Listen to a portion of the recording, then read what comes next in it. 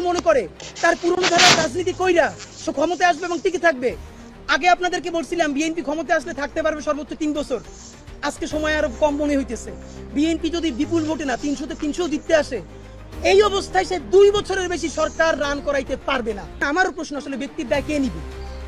প্রথম কথা হলো ব্যক্তির দায় দল নিবে না, কিন্তু ব্যক্তি যা টাকা পয়সা বিভিন্নভাবে কামাই করবে সেইটা খালি দল নিবে, তাই তো? মানে আপনি দায় নিবেন না, আপনি খালি দরদ নিবেন।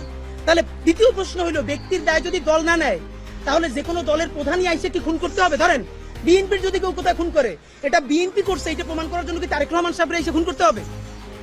জামাত যদি কোথায় কাউকে হত্যা করে, এটা কি ডাক্তার শফিক শেখকে এসে করতে হবে?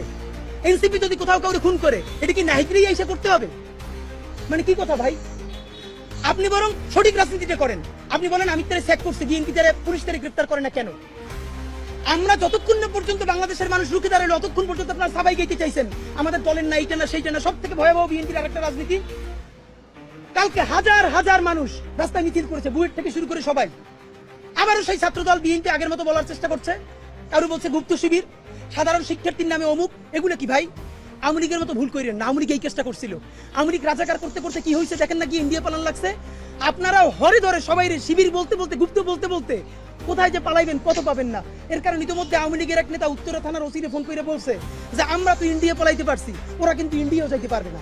কথা আমরাও বলছিলাম। সুতরাং হরে ধরে সবাই শিবির বলা, গুপ্ত বলা, ট্যাকিং বলা এইসব বন্ধ করেন।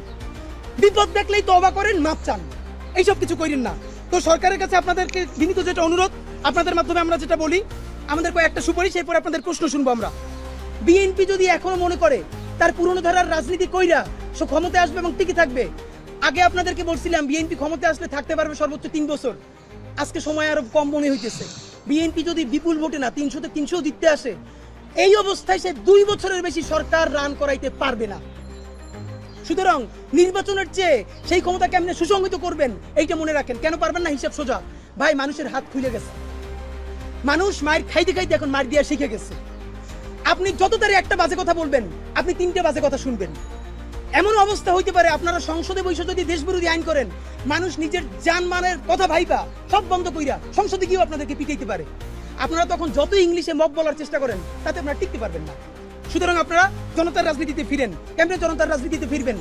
এই যে অনেক লোক আছে এই ভাবনিয়া জুলাইয়ের ঘোষণাপত্রের ব্যাপারে আপনারা ভালো কথা বলতে চান না, জুলাইয়ের সনদকে আপনারা অত গুরুত্ব দিতে চান না, বলেন এটা আবেগের ব্যাপার না।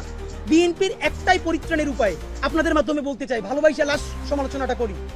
যা হইছে আপনারা রাষ্ট্রের কাছে বলেন সর্বোচ্চ বিচার আপনারা ইতিমধ্যে চেয়েছেন, গুড। কিন্তু এই যে প্রতিবার বহিষ্কার করেন, কয়দিনের জন্য বহিষ্কার?